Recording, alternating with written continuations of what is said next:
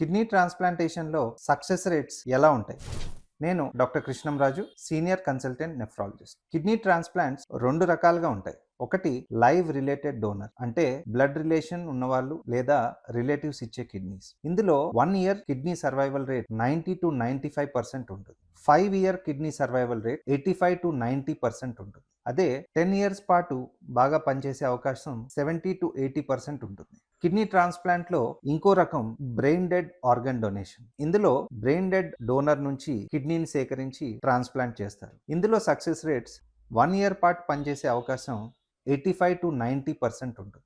5 years పాటు kidney చక్కగా పనిచేసే అవకాశం 75-80%. అదే 10 ఇయర్స్ పాటు కిడ్నీ పనిచేసే అవకాశం 50-60%. ఇదంతా మన ఇండియన్ డేటా. యూజువల్ గా బ్లడ్ రిలేటివ్స్ నుంచి జరిగే కిడ్నీ ట్రాన్స్‌ప్లాంటేషన్ లో జెనెటిక్స్ మ్యాచ్ అవడం వలన, ట్రాన్స్‌ప్లాంట్ సర్జరీ బాగా ప్లాన్ చేసుకోవడం వలన కిడ్నీ అవుట్కమ్స్ అన్నవి బెటర్ గా ఉంటాయి.